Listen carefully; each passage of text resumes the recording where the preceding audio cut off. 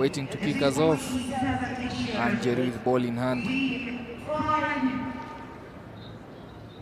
On the other hand, Tunisia using this particular tournament to prepare themselves for the Rugby Africa Sevens Women that is coming in November from the 15th to the 16th.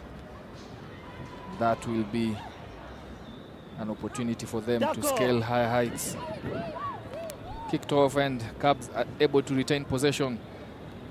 Flooding in the tackle, trying to get Tunisia to bite into those racks.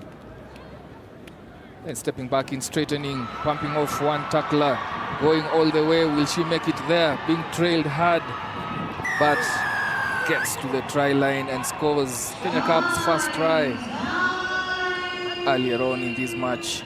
Diana Mideva, that popular try. I beg your pardon, that's Anne Namnyak.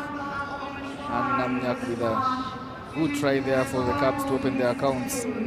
Tunisia had a very good earlier semi-finals. They're a team that has remained in contention throughout the matches, just fading away in the second half. They have always had strong first halves. As you see, they're just straightened after the Tunisian defenders were guilty of shooting up. Left her with no choice but to take it up into the defense line. And when they didn't tackle her, it was a foot race all the way to the try. A kick-off restart that goes into Tunisia's hands, and there's a line break here, but no support. Offside. So ref brings them back because that was a fair jackal from the Kenya Cubs. Offside advantage not accruing, and Tunisia get to tap and go. Tu n'as pas le droit d'affranchir le joueur à terre. Ça va? Non, non, c'est pas bon. Ça va? C'est pas bon. Yeah, you can put it there in the chat what the referee was saying, the French dialect, but it's advantage Kenya Cubs, and a sin bin for Habiba Lefi. Habiba Lefi goes there. Communication to her was quite clear in French. Her infringement causing Tunisia to go down by 1. 2 minutes in the sin bin. We'll see if Kenya Cubs can make them pay for that. And Jerry just waiting for the set. She has no opposing scrum off to interrupt with her decisions, and she takes off to the left, the shorter side, offloads. Good reception of ball there. Going into contact, Angel Salamba, but holds on. Quick tap and go. They're not checking her out. Zara Hadeji. That was a full 10 meters, so play goes on with 6 on the pitch. Somehow managing to fashion an extra person in attack, but that ball's not going to hand. And Zara Hadeji, who has been a finisher for Tunisia in their previous matches, has to work with that loose ball. They do well to maintain possession. They're now shifting it out to the left, going for the kick pass. No one at home for the Kenya Cubs, but Nelly Chikombe has to come in and secure that tackling while she's on the ground. Number 6. Yeah, that knock-on from Tunisia, just curtailing their momentum when they had done well with 6 on the pitch. You can see her getting off the turf. But Gloria Matasio was got offside. They're now trying to manipulate the defense. That ball has been knocked on in the tackle and might be a yellow card. Yeah, it's a yellow card coming in there. 0 tolerance. Gloria Matasio, who previously was found offside. Yeah, referee needs assistance to help him with that call in identifying the player. We saw in the previous semi-finals Patrick Odongo sneaking away with a potential red card for a second yellow card, but the referee trying to identify. the number of the guilty player who went in for the tackle. Let's just listen in.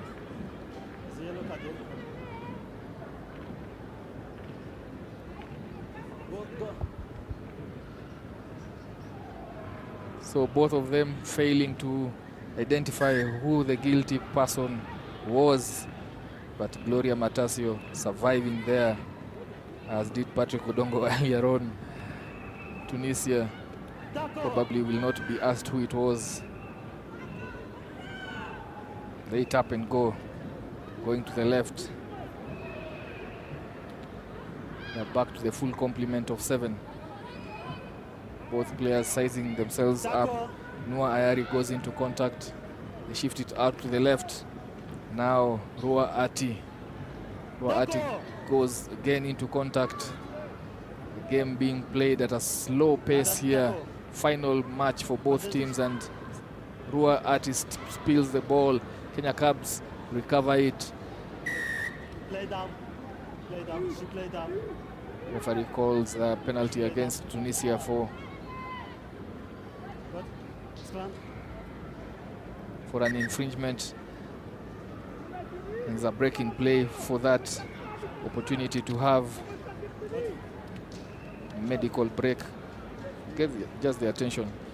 Communication is also an issue as we listen in to the referee here.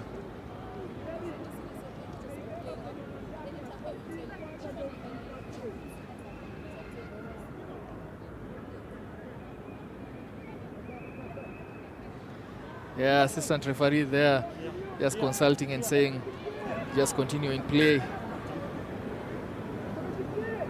Trying to ensure that the center referee gets all the support he needs in making those calls.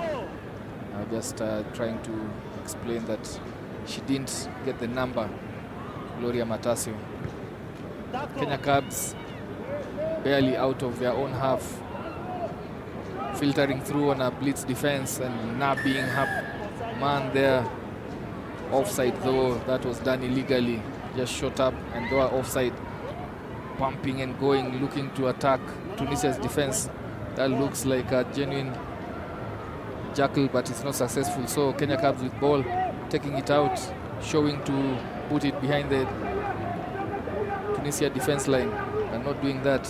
Nearly going into contact and just getting her jersey peeled off her back. Nice step there to avoid the tackler, then offloading, looking for another offload to keep the ball alive, damming and getting a high shot. That is Anyamnyak, who gets herself tagged on the neck, and it will be a yellow card. It's a high tackle called. Another yellow card for Tunisia. Quite indisciplined first half, and they are having 2 yellow cards. That is, we'll just give you the name shortly, but I believe that's Sama Lawel. See there, that line break, and then she tracks her, then goes high. Sama Lawel guilty and costs her team. Game of 7s, you have 7 minutes. When you play 4 of them, 6 players against 7, it's a miracle that the scoreline remains as it is. Kenya Cubs not being able to utilize the advantage in numbers. They're in the Tunisia's red zone. This should be a good opportunity for them. Strong carry, fends off.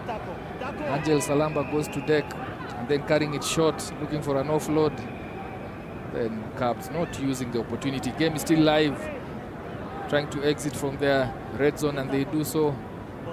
Third man should come in, get this ball into play. Tunisia doing well, 6 versus 7. Step, and then offloads. A good scramble defense from the Kenya Cubs. No advantage accruing because Kenya Cubs have been able to stop that attack. They go back for the offside from the retreating Kenya Cubs player. That was Angel Salamba, who had an initial run at that down that 5-meter channel, and whether it was a rack from which she never recovered. So getting medical attention there, but she's the cause of that offside.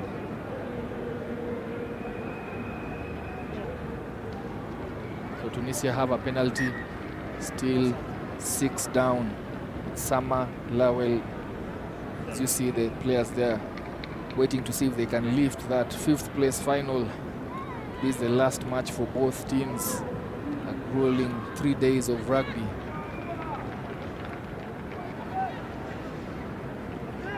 Getting through the first line of defense, then getting tackled. Zara Hadeji, Tunisia having a belabored approach to this one.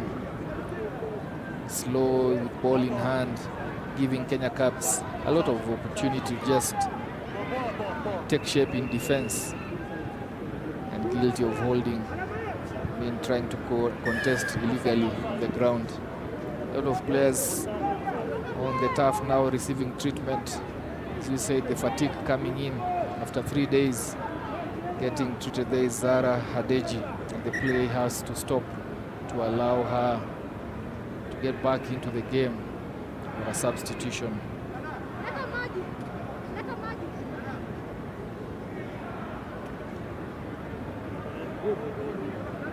So just confirms to the referee that she's good to go.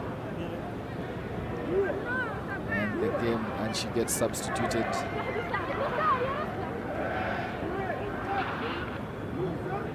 So 2 players coming in just to ensure they finish strongly here.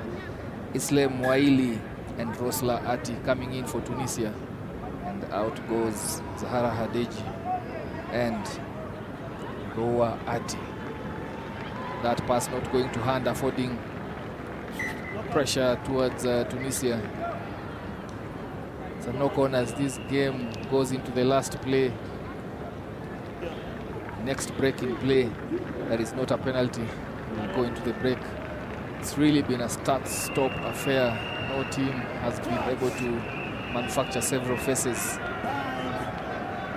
And that's why you see that tight score, 5-0.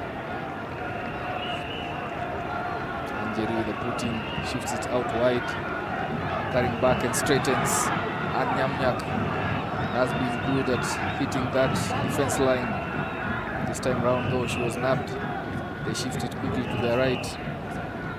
Nelly Chikombe has pace to burn if she can just get past, offloads in the tackle. Then lining her up and putting her opponent down. Rosla Ati coming in on a blitz defense. Now a quick tap and go. Anjeri offloads, but no, there is a knock on there. Seems like another yellow card coming for Tunisia. 3rd yellow card in the first half. Same player, this might be a red card if it is noted. I think that's her 2nd yellow. The judicial team at the bench there will take notice of that. It should be a red card. Yes, indeed, it's a red card. On your screen, they are not seeing it, but the referee has awarded a red card. And you can see she looks very distraught because that was a 2nd consecutive yellow card. And Zara Hadeji, that should be Zara Hadeji, will just get the confirmation, but she is now off the pitch. Yeah, Zara, so that's Sama Lawel. Sama Lawel going in for her 2nd yellow and a red, all in the first half. Very unfortunate for Tunisia. First red card of the Safari Sevens goes to Tunisia's Sama Lawel. They have ball in hand, still a close on, 5-0. Good offload in the tackle there. Rosla Ati goes to deck, knocks it on, and brings very indifferent game. This one, both sets of players tired, but we have seen a flurry of yellow cards in this first half that has resulted in a red. And in the second half, Kenya Cubs have the opportunity to play 7 against 6 for this match after the first red card has been issued in the Safari Sevens. This is the 27th edition to Sama Lawel. So every set piece here matters and becomes an opportunity for Kenya Cubs. Advantage being played for contesting off her feet there from Tunisia. Shifting the ball out wide, it's become the tactic that they have to use because they have numbers to burn. Offloading in the tackle from Nelly Chikombe, then receives it back. She will pin her ears and go, making the advantage count. Nelly Chikombe with her 2nd try. With a 2nd try for the Kenya Cubs. And they stretch their lead to 10 with a conversion to come. It's always going to be taxing for Tunisia playing against Kenya Cubs. Already they have the altitude to deal with, the fatigue being the 6th game of this tournament, and then you're playing one less. That stretches everything in you. That workload now has to be carried by the 6. This final match, conversion not good from Anjeri. Tunisia leading this one, as you see there, Nelly Chikombe. Quite sure with her pace, goes over to score. And they get to restart. Jerry puts it flat into Tunisia's 22. Then they are pretty much bunched up, going and attacking aggressively. That cutback move works well. They get through the line break and pinning her ears to go, looking for support, not seeing any. So Habiba Lefi keeps the ball, waiting for support to come in. She goes to deck. This one will be turned over. Supporters not coming in. Rosla Ati was supporting but just overshot past Habiba Lefi. The coach quite animated there, urging her players to keep it going because he's seeing the right things from her players. Now Kenya Cubs opting to slow down the tempo, going for the scrum option just to ensure they have numbers to utilize out. And in comes Tracy Musungu and Merisha Negesia. Changes being done by Kenya Cubs. They want to keep the pressure and momentum going.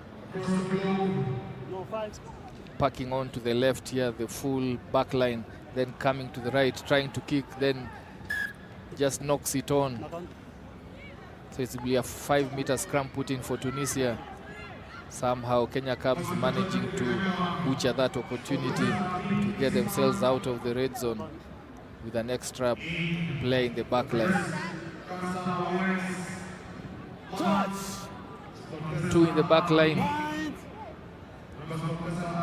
for Tunisia against 3, but don't put it out yet for Tunisia. They'll be able to score, and they go to score. Islam Waili scoring to pull Tunisia back into this one. Islam Waili just picked the ball, went round that rack, and then straightened to hit a 5-pointer that puts Tunisia back onto this match. That conversion not successful. And this is going to be interesting last few minutes of this match. Tunisia holding their own against the 7 of Kenya Cubs. Kenya Cubs really just switching off in that defensive scrum. How they have allowed that try to happen when they have more numbers in the back line just shows some professional indiscipline in defense. Nonetheless, Tunisia showing why they are gunning to just participate in the upcoming Africa Sevens rugby. Quick tap and go, they go into contact and then just holding on far much longer. Zahra Hadeji. Kick when you're 1 man extra. Turning over possession when you have numbers out across the park. Not the right tactic from Kenya Cubs. Nelly Chikombe attempting to go for that jackal, but number 6, Gloria Matasio, who survived a yellow card for herself in the first half, was caught offside in that play. Double blast. Yellow card coming here. I wonder what it was for. Probably an offside. And Kenya Cubs reduced back to 6, and they're at a danger of losing this match, having played most of this second half with an extra man. They have been pinned in their own 22. Shift it off to the right. These are danger times. This looks like will punch herself over to score, and she does so. Enterprising play from Tunisia. that workload, 6 versus 7. They still have it in them. The muscles are aching. The lactic acid is forming, but they give it one last hurrah. They're able to put another 5-pointer in. Kenya Cubs just guilty of not taking the opportunities, and then in this particular case getting themselves another yellow card. Taking this match with 1.5 minutes remaining into a deadlock. Waiting for a conversion. However, there's a player being attended to from the Kenya Cubs. Tunisia have come back into this one, scoring 10 unanswered points as we see and wait for Refa Achando to get her treatment, and it seems like she required to be lifted off. The stretcher comes in. She's come out with a heavy, she already came into this match with a heavily strapped right knee. They think that's the border, and she's limping off. Conversion to come. If she gets this one, it will be very interesting. However, just goes under the bar, and we are tied. 1.5 minutes remaining, something that did not seem to be on the cards when Sam Malawel was shown a red card at the end of that first half. But Tunisia have pulled themselves back into this one to tie it, and now Kenya still waiting for Anjeri to come back from the sin bin. They are 6 versus 6.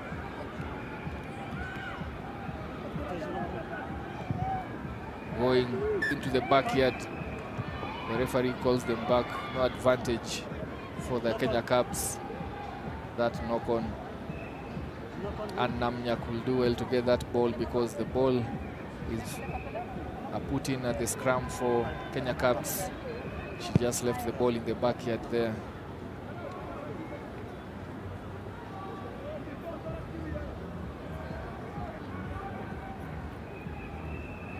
Barely 30 seconds remaining in this one. We seem to be headed for a sudden death in this 5th place finals between Tunisia and Kenya Cubs. Back to the full complement. Anjeri jogs back onto the pitch and will look to make amends if she can be the one to break the deadlock here. 7 against 6. Last scrum of the game, the regular time. They shift it out wide. Jerry with ball, shifts it to the wing, trying to get the pace, but brought down. Tracy Msungu does well to recycle that, coming in and going on the shorter side. That will be a turnover. Referee had spotted the Tunisia players at an offside position from that rack. They need to shift this ball quickly out wide. They have numbers, it should be, but the scramble defense does well. Chikombe scored that second try for Kenya Cubs. Shrugs off one defender looking for an offload, gets one, and then going into contact. They need a quick recycle here, and they decide to be patient. Nelly Chikombe going route 1.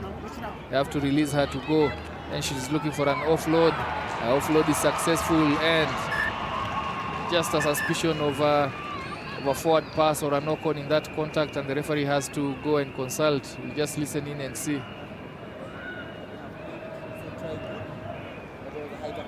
Penalty only, so we come for the try. Try is good, we come here.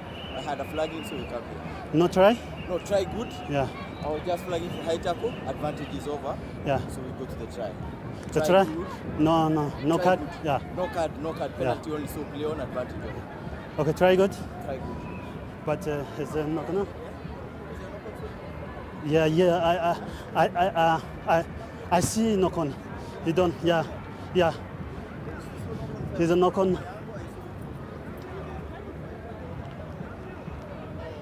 So this No one, try?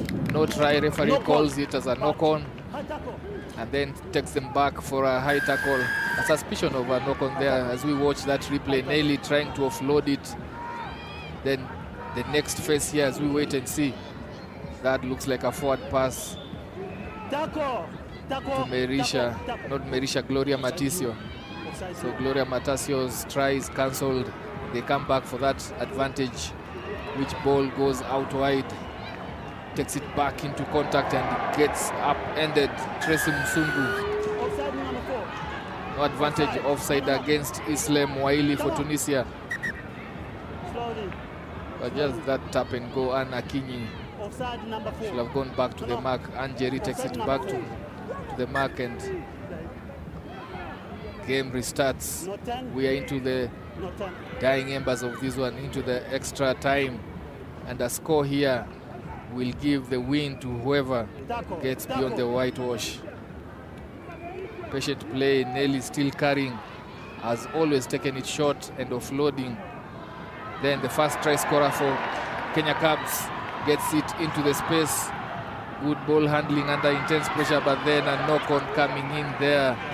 Kenya Cubs 7 versus 6, unable to just do the basics right, knocking it on, and Diana Mideva curtailing momentum for the Kenya Cubs.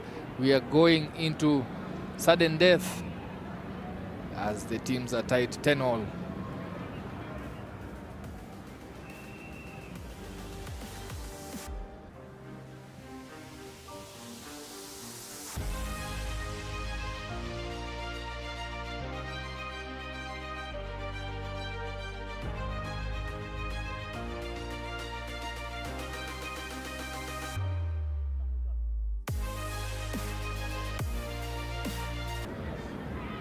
.14 minutes played, full mandatory 14 minutes, and we are tied 10-all. So Kenya Cubs get to restart. This one is a sudden death regulation, just to unlock this deadlock for the 5th place finals. Tunisia have stayed in the hunt, having played all of the second half with 6 against Kenya Cubs 7. After that red card at the end of the first half to Sama Lawel. And they have done well to stay in this one. They might even be within a shout of winning it, going by the events in this second half, where Kenya Cubs have continuously just butchered the opportunities that they've been presented with.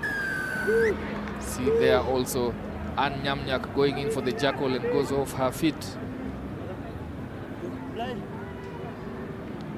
That's a tussle there. Looks like a ball Nyamnyak puts down the Tunisian player. They shift it out wide, carrying it to the defense line, going through, but Nelly obstructs her. Nice play for her, because she had just opened up a gap by shooting off the defense line. Tunisia doing well to remain ball in hand. Yasmin Kobe loses a few meters in that play, going off it, so she's not good. First man into that rack area, rewarded with that jackal. They're just guilty of overreaching there. The rack had already been formed when Yasmin Kobe went again for that one. Quick tap and go from the Kenyan Cubs. This match very belabored. Nelly Chikombe, strong ball carrier for the Kenyan Cubs, setting up a platform. Now they need to use their hands well to shift it to where the numbers are. They have sufficient numbers out wide if they can use it too early, past too early. But does she have the pace? Gets nabbed. Tracy Musungu just gets nabbed. Pull it step off her left to come back in. And then Tunisia guilty of just contesting, not releasing the player. Going for the whitewash. Goes into contact, then offloads from the deck. That ball is bubbling all over. This try has been long coming.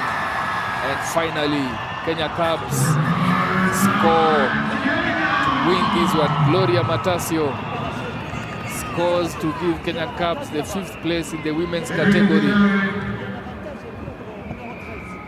2 minutes and counting.